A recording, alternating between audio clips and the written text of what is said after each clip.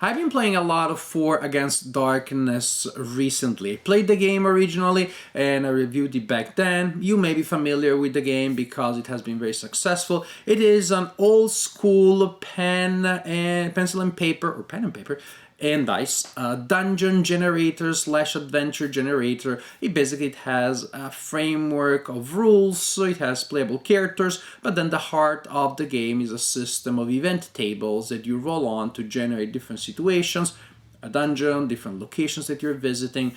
Monsters will be there, again generated by the system, and you resolve that in a combat system which is very simple, very linear, but also at the same time still strangely rewarding, strangely satisfying, as characters have different abilities, spells, and other skills that just add enough flavor to the combat system without making it too complicated.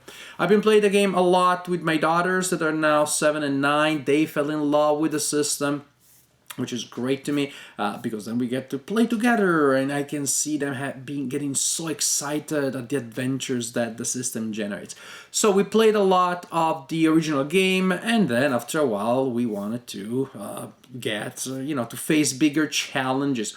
So I started getting more materials for the system. And I get all of my materials for 4 Against Darkness from Wargame Vault. I get them in print and play format, and then I add them to my Tome of Holding, which has, quite a number of expansions by now, but there's still room for more. So we have 4 Against Darkness, the original game.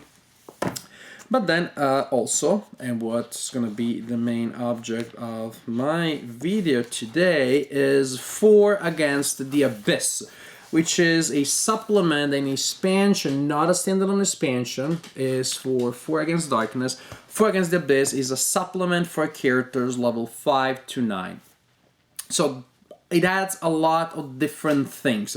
What I was worried about was that it would just add tables with monsters with higher numbers, which of course is part of the experience, but clearly the designer was also aware of that, and so they added a lot more meat, a lot more unique cases, unique situations, new skills, new monsters, new abilities, new conditions, which would maybe feel overwhelming in a game this simple if you started from here, but you never do.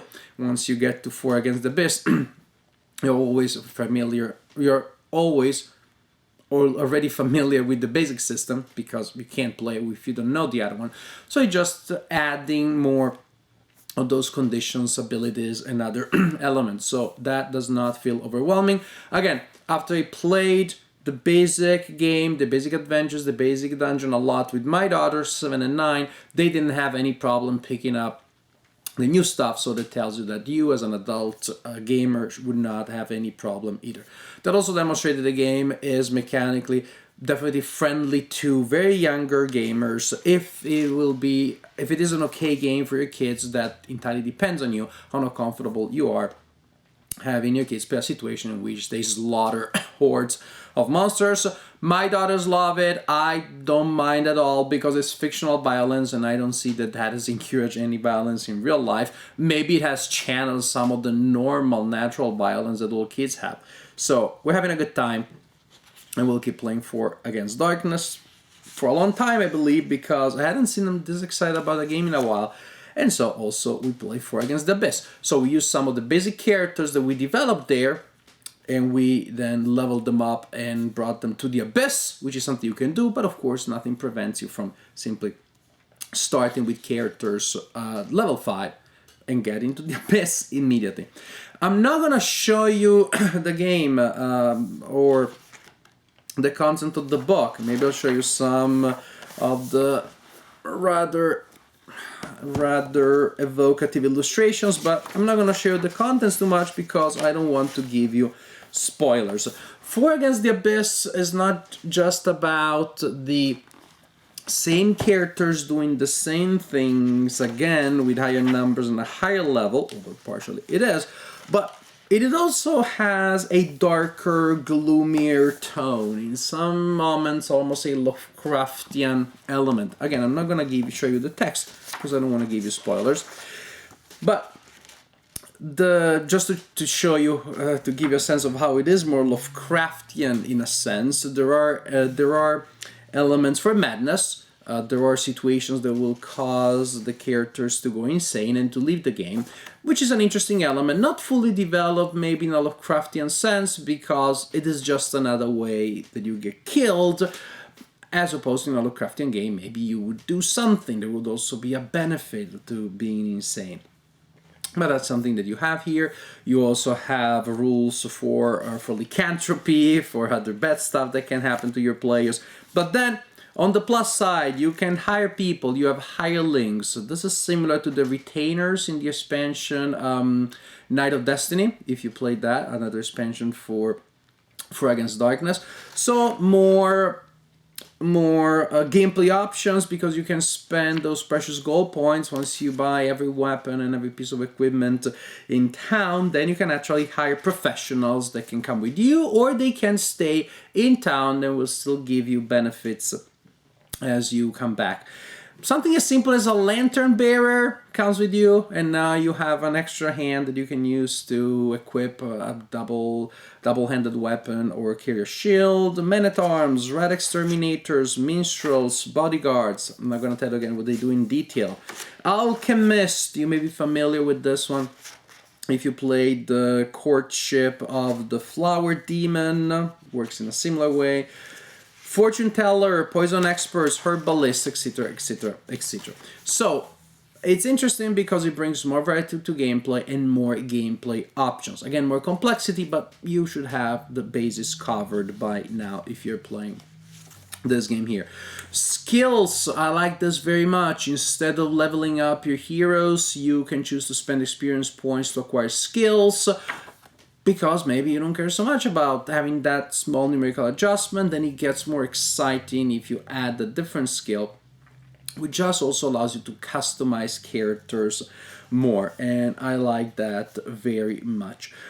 There are stipulations on how to evolve some of the characters, how to integrate some of the characters from other sets, say like the swashbucklers, but not all of them. So for example, if you acquired a paladin, which becomes a playable character in the warrior class from Night of Destiny, and that's my daughter Louisa's favorite character, surprising no one who knows her, that she goes for the biggest tanks, barbarians and paladins. She likes those, but there aren't any specific rules on how to bring a paladin to the abyss. We made some stuff up, and it worked.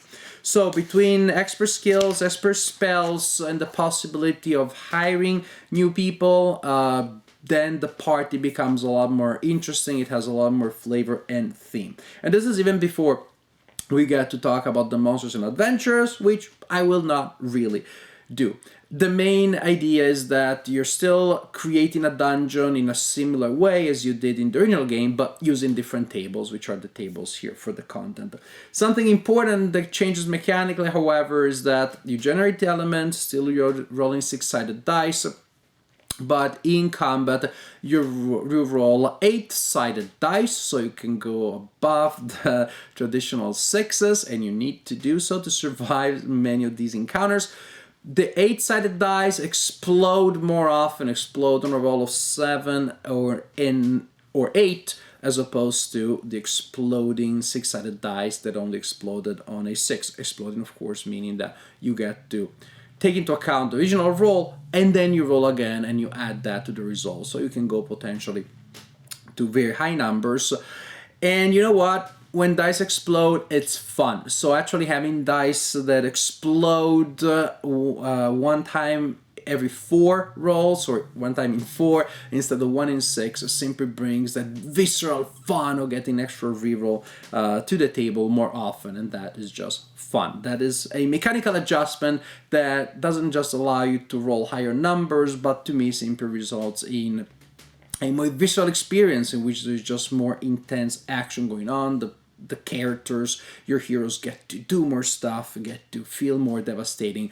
Again, it's not just a balancing element, mechanically, numerically, but from the point of view of the experience, it brings a quintessential, unadulterated element of pure fun, the joy of destroying stuff and breaking stuff, which of course is a big element in traditional dungeon crawlers such as this one. So 4 Against the Abyss. It's very economical to get, especially if you buy the file and then you print it yourself, and it's a lot of value for your money, a lot of extra game options, a lot of new things.